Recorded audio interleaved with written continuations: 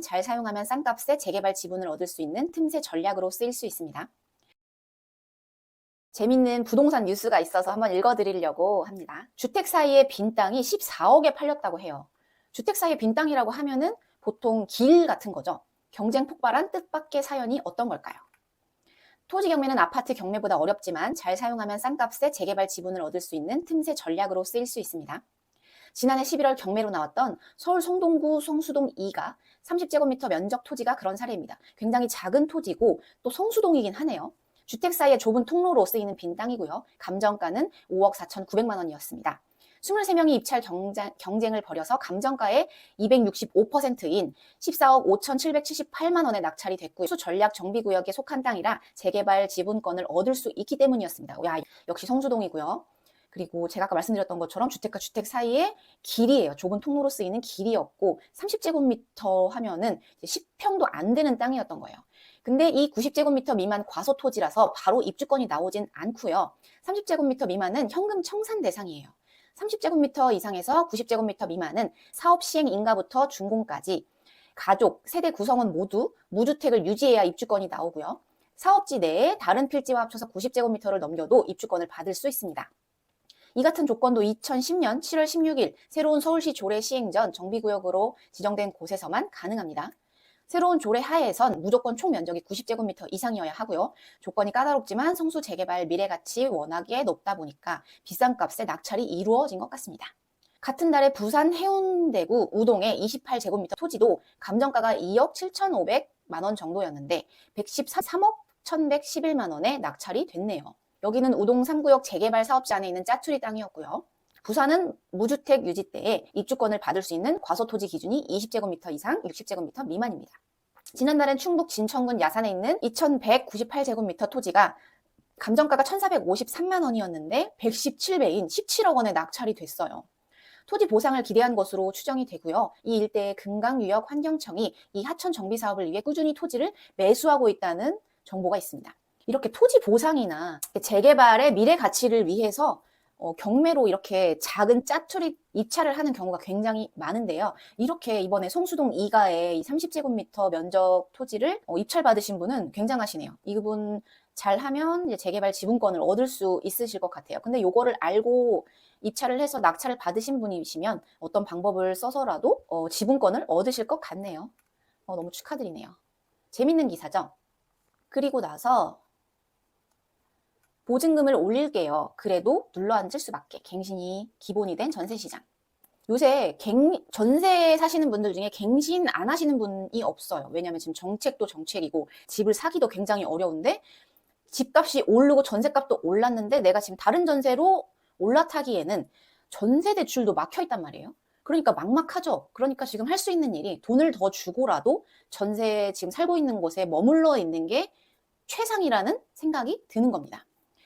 올해 전세 월세 모두에서 가격 상승 압력이 커질 거라는 전망이 나왔습니다. 이에 서울 전월세 시장에서 기존 계약을 그대로 이어가는 갱신 거래가 굉장히 급증을 하고 있습니다. 갱신 비중이 늘어난 것에 대해서 이사 선택권이 줄었다는 방증으로 해석이 됩니다. 매물 자체가 부족한 상황에서 전세 가격이 다시 꿈틀이 되고 세입자들은 불확실성을 감수하기보다 기존 계약을 최대한 연장하는 쪽을 택하고 있는 것입니다. 집을 보러 오는 손님보다 전세 계약 연장이 가능한지 묻는 전화가 더 많다고 하고요. 마땅한 대체 물건이 없다 보니 집주인이 보증금의 일부 인상을 요구해도 어느 정도 받아들이는 분위기라고 합니다.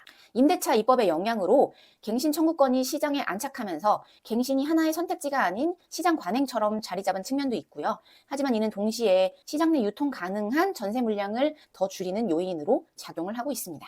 이 같은 흐름은 올해 전세 물량 감소, 임대인의 월세 선호, 비아파트 세입자의 이동 수요까지 겹쳐서 더욱 강화될 것으로 보이고요. 분양가 상승과 공사비 인상, 재건축, 재개발 지연 등으로 신규 입주 물량이 예상보다 줄어드는 가운데 기존 전세 물건도 시장에 거의 나오고 있지 않아요.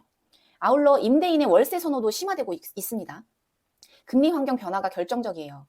채권 등 안전자산 수익률이 높았던 시기에는 목돈을 받아서 운용하는 전세가 굉장히 유리했지만 지금 금리가 이렇게 변동하는 국면이어가지고 보증금 반환 리스크가 커지자 꾸준한 현금 흐름을 확보할 수 있는 월세가 상대적으로 매력적으로 떠올랐고요. 특히 공실 위험과 보증금 반환 부담을 동시에 고려하면 전세보다는 월세 혹은 반전세를 선호하는 쪽으로 기울게 됐습니다. 실수요자 측에서 보면 비아파트 전월세 수요 이동 역시 이 같은 흐름을 강화하고 있습니다. 최근 연립, 다세대, 오피스텔 등 비아파트 전월세 지수가 빠르게 올라 주거비 부담이 커졌어요. 비아파트 전월세 시장의 가격이 경쟁력이 떨어진 거예요. 비아파트가 경쟁력이 있었던 이유는 아파트에 비해서 이제 임대료나 월세가 낮기 때문이었는데 이제 비아파트의 전월세도 굉장히 높아졌기 때문에 경쟁력이 굉장히 떨어졌습니다. 이에 평수를 줄여서라도 아파트로 가려는 인식이 확산되고 있어요. 그쵸? 그럴 거면은 차라리 평수를 줄여서 내가 아파트를 가고 말지 그 돈으로 왜 비아파트에 살아? 이렇게 생각하시는 분들이 굉장히 늘고 있어요. 또 학군, 교통, 보안 등 생활 편익을 중시하는 추세가 이어지면서 신혼부부, 맞벌이 자녀가 있는 가구를 중심으로 아파트 선호 사상이 재확인되고 있고요. 문제는 아파트 전세 시장이 이미 타이트하다는 점이에요. 이미 물건이 없습니다. 비아파트에서 빠져나온 수요가 아파트로 또 유입이 되면서 전세 경쟁이 또 되고 가격 상승이 동시에 가속화될 가능성이 굉장히 큽니다. 이 세 가지 요인이 맞물리면 새 전월세 시장은 가격 상승 압력이 구조적으로 누적되는 악순환이 반복되고 있고요. 전세 매물 감소로 전세 가격이 오르고 월세 선호로 전환된 공급이 다시 월세 가격을 밀어 올리는 셈입니다. 여기에 아파트 선호 수요까지 더해지면서 인기 지역 중심으로는 2중, 3중의 가격 압박이 일어날 수 있습니다. 매매보다는 임대차 시장의 가격 상승과 혼란이 더 클 것이라는 우려도 나오고 있고요.